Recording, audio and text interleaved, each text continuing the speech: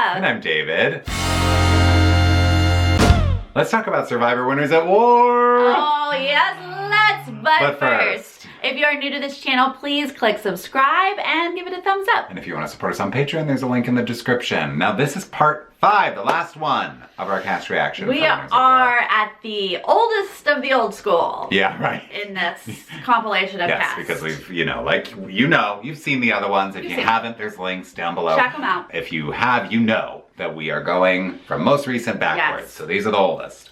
So our last 4 to talk about are Danni, Amber, Sandra, Ethan. Yes.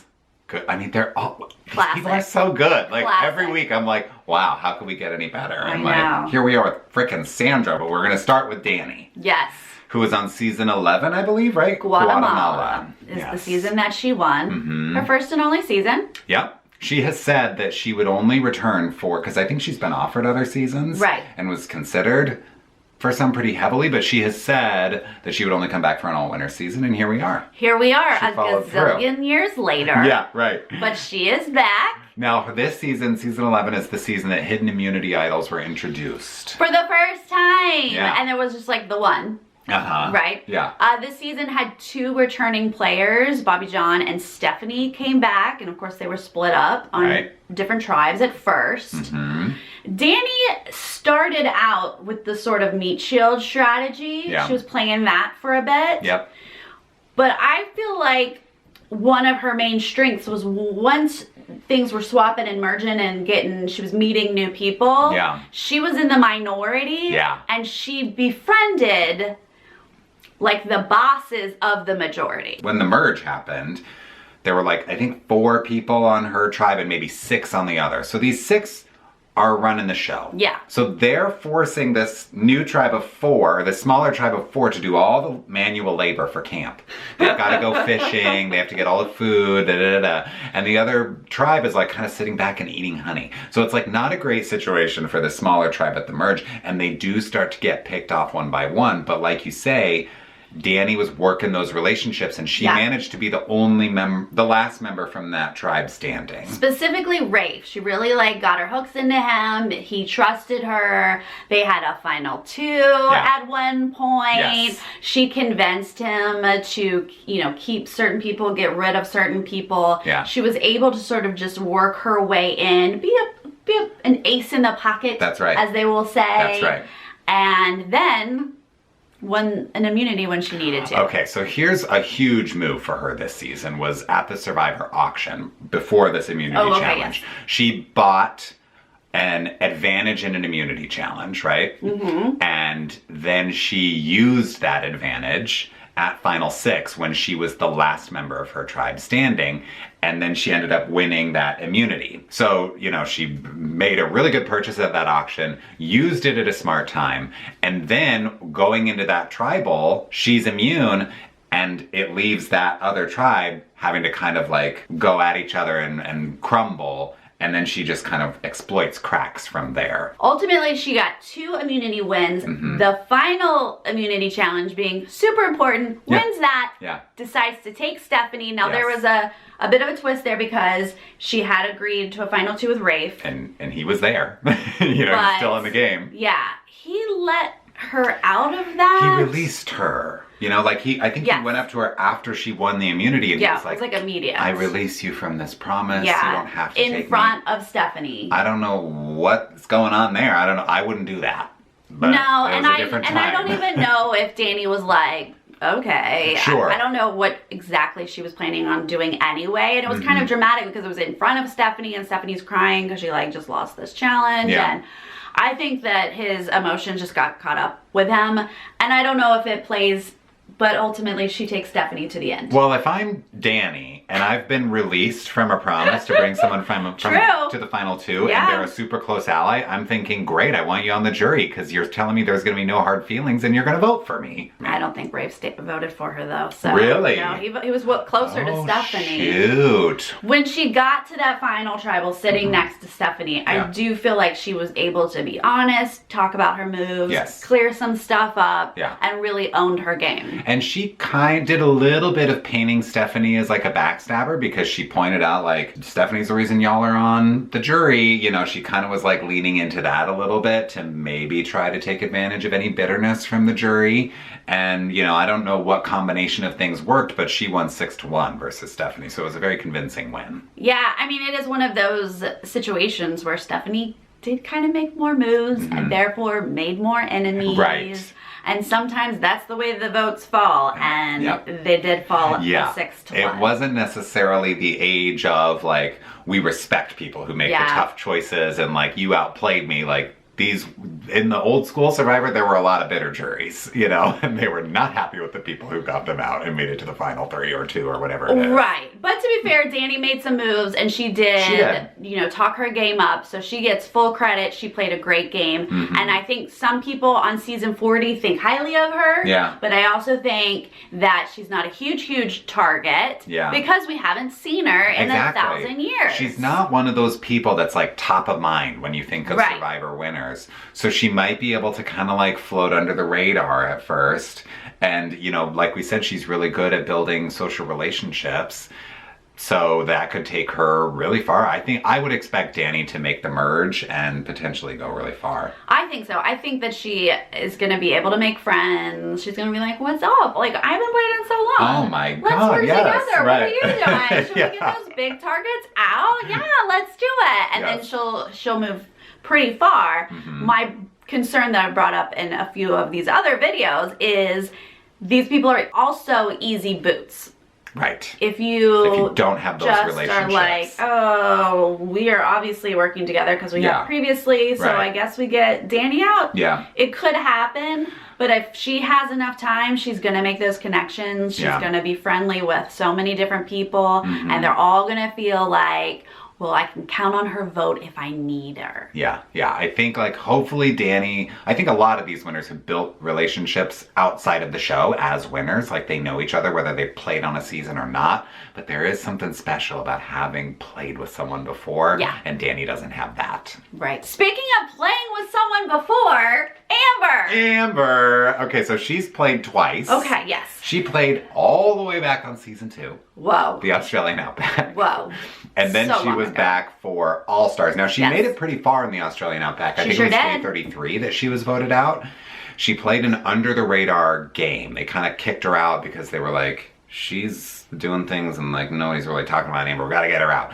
But because it was under the radar and she was a little quieter, kind of a surprise entry into the All Stars cast.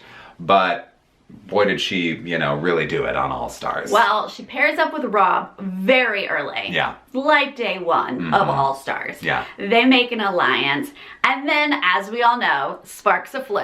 But first, there was an alliance. And it was a strategy for her. Like, she was flirting with him, but it was like, you're great. Like, you're a good person to have on my team. It wasn't like, you're a Google Gaga love at first sight. Meat shield. Yeah, right. Hello. Yeah, hello. But then she like caught real feelings. Yes.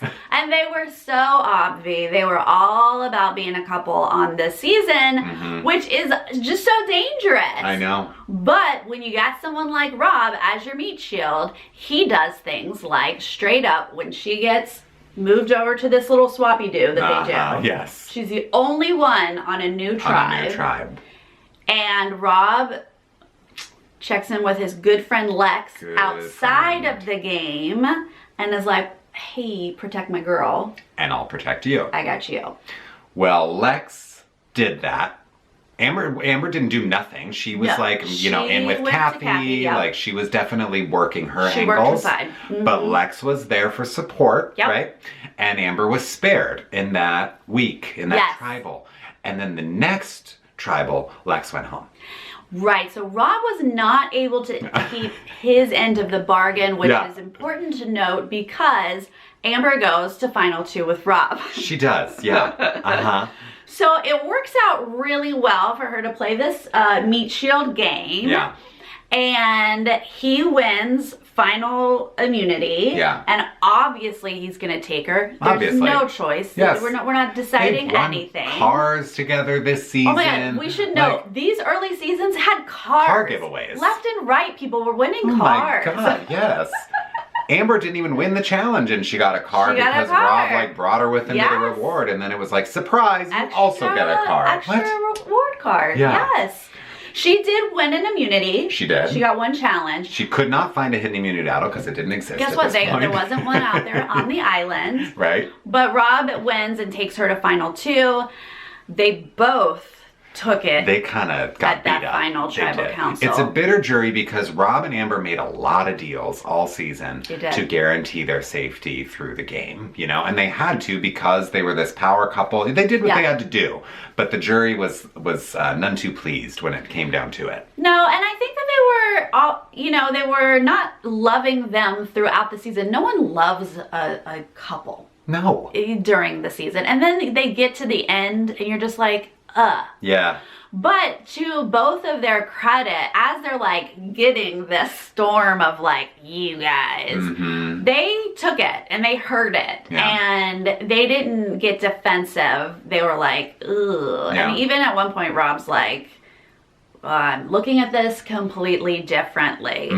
But they didn't, because they love each other at this point, they didn't really crap talk each other. They were not going after each other. They talked up their games a bit, and then they apologized for hurting them. Yeah. But ultimately, who hurt them less? Exactly. And Amber kind of leaned into, I'm trying to be honest with you now. I've answered the questions tonight to the best of my ability. I'm trying to have integrity at this moment, you know, like and not that Rob wasn't, but I think she just like kind of leaned into that, and that spoke to one more person because she won 4-3. It was a close vote.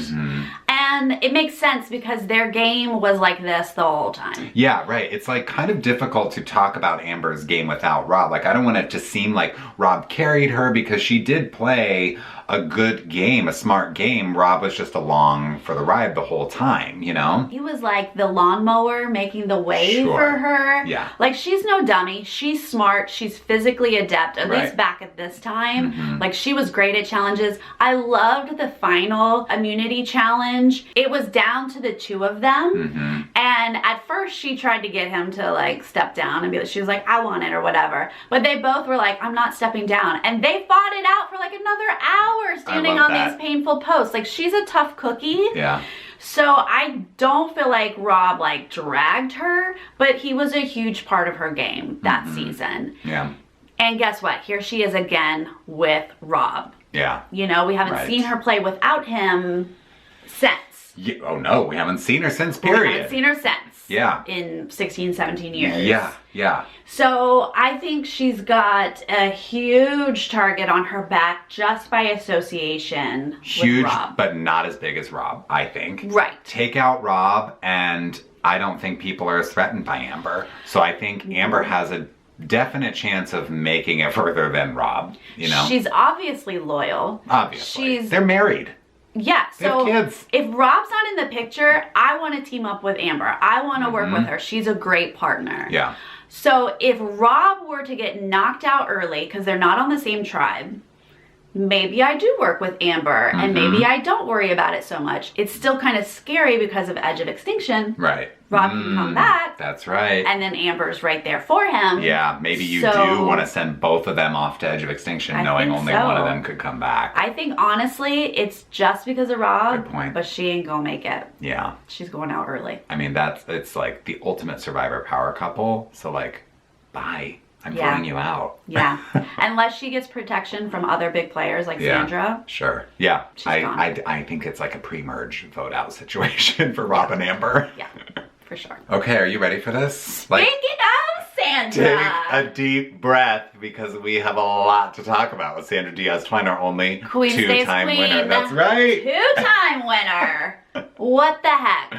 Can I just say, there's no way she's gonna win 3 times. What? There's no way. Okay. She's already won $2 million. They're not giving her another $2 million? They can't, can they? Sorry. Okay, we'll see. We'll see. Okay, starts with Pearl Islands. Should we go with the first one? Absolutely. Yes. So this was the first time she was on the show. This was season 7. Mm-hmm. Long time ago. We are so long ago. Long time ago. This is when we first met Rupert, by the way. Oh, yeah? Yeah. That's right. And, who also was on a ton of seasons of Survivor. Yeah, of like, course. he kept coming back and back. He's Rupert. The thing about Sandra is she's loud. She'll get in your face. Well. She starts fights. She causes scenes. She hides things at camp to mess with people. She'll eat the food. She's just like stirring up drama all the time. And also sneaking behind the scenes. And talking to people, you know? If she likes you, she is loyal. If she doesn't like you, everyone knows it. Everyone knows it. Everyone knows it. Yes. She will tell you what's up about what to your face. Yep.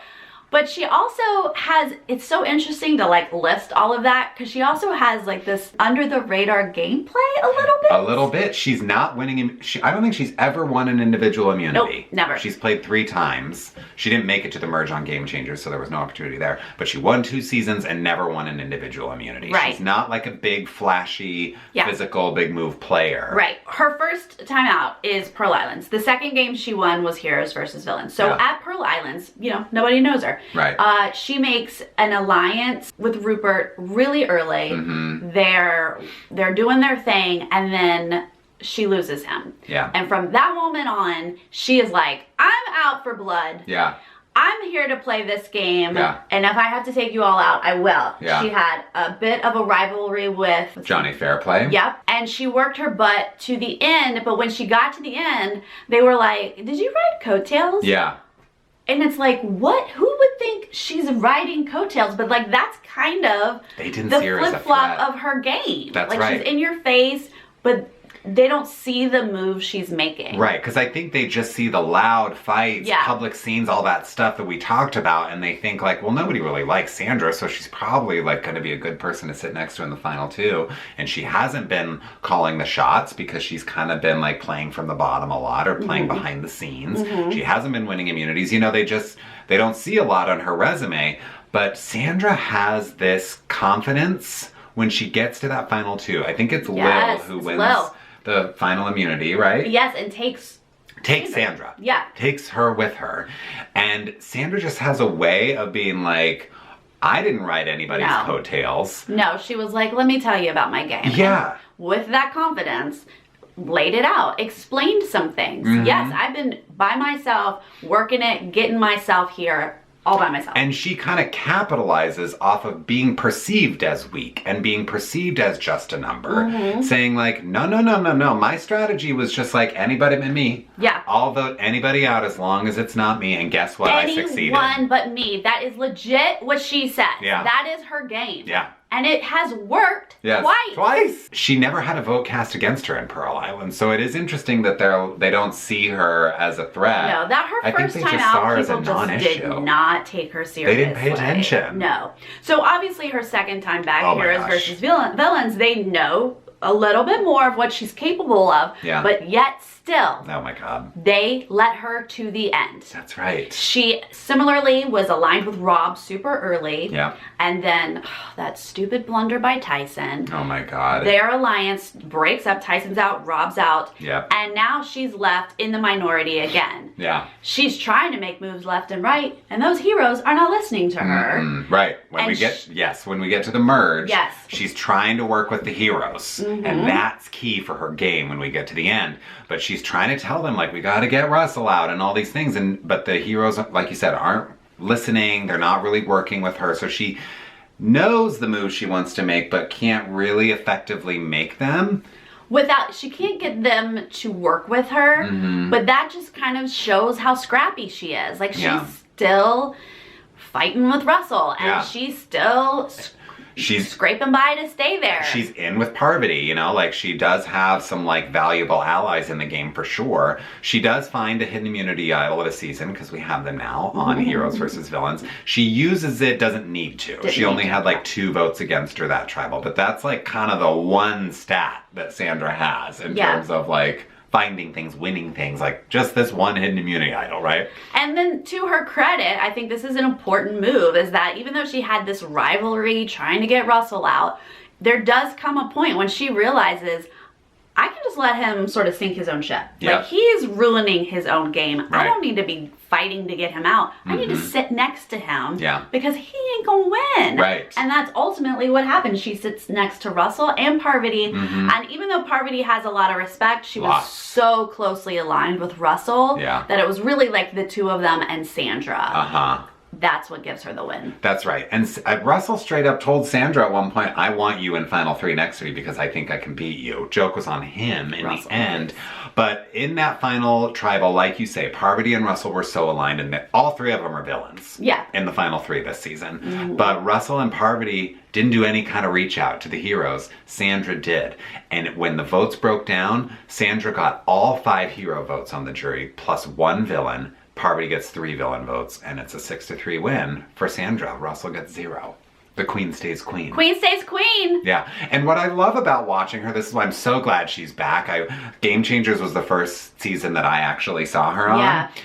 And she just has this unbridled confidence. When she goes to cast that vote, she gives the ballsiest speeches when she drops that vote in the urn. When she eliminated, I think it was Rupert in Heroes vs. Villains, she said, I'll write your name down again, and if I make it to the Final 3, you'll still give me the vote. And he did. So she just has this way about her that's like, you're gonna do what I tell you to do.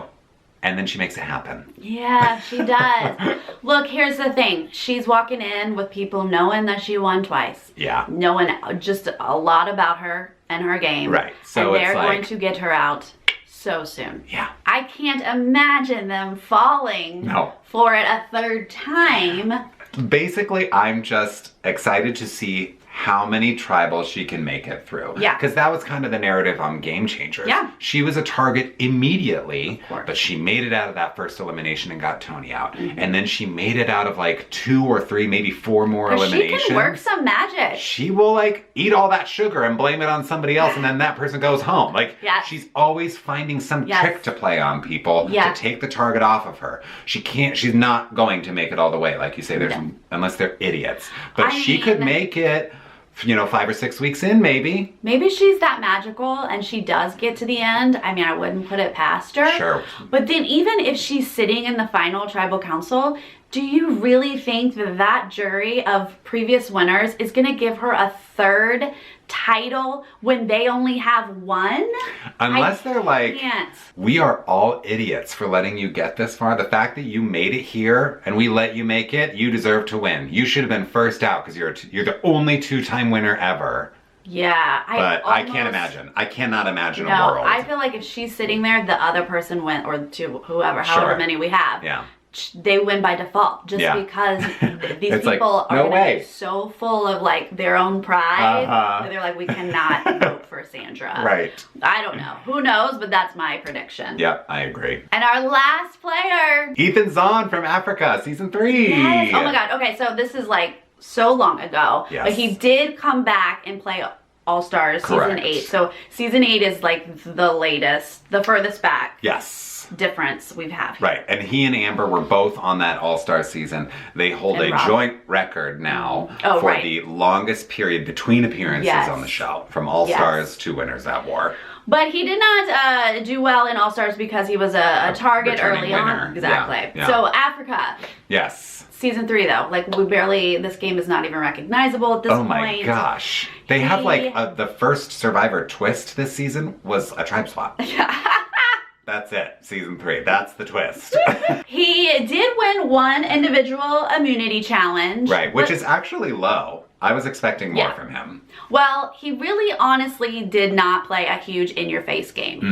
I feel like he's best known as Lex's number 2. Like Lex ran this season. Yeah.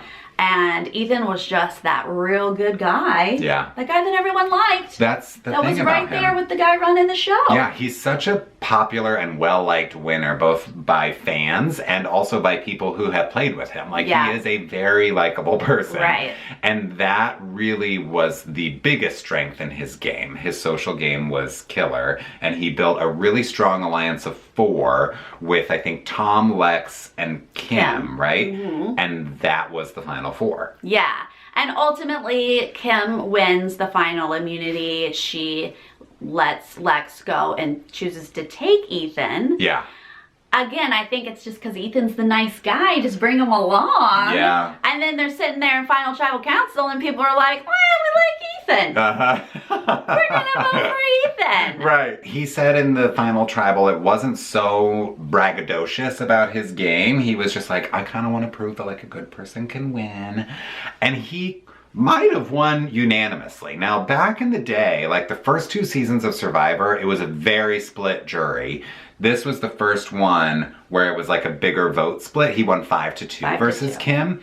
He might have won unanimously, but he kind of bungled 2 answers to the jury. I don't know. I think these jurors are like cuckoo. Well, it's a different breed of juror back then, you know? Season 3, like, cuckoo. That's true. But like these people they went up to vote and they were like, well, I was gonna vote for Ethan, but then he said this, so I'm voting for Kim. Right. Those were the 2 votes he lost. Yeah, like, he based lost on 2 things votes. he said in that final tribal. I mean, I guess that's what final tribal's all about. Yeah. You get to ask questions, and if you don't like their answers, you vote for who you want to vote for. Sure, yeah. So he did not get those 2 votes. What I think is interesting about Africa is that they, back at this time, Jeff didn't take the urn of votes and fly to Los Angeles or New York. Yeah, what was that? I mean, they did, but they played it off like they were still in made Africa. Them wear the same clothes. But the audience is there. Yeah, and they've gained their weight. Right. It was so weird. They've showered, obviously. Yes. But yeah, they're sitting in the same spot in their old clothes, and we're like, really? Survivor production? Producers were not falling for it. But that's because we're too wise now. Yes, right. Of course. Yeah, I'm sure back then people believed that they were still in Africa and had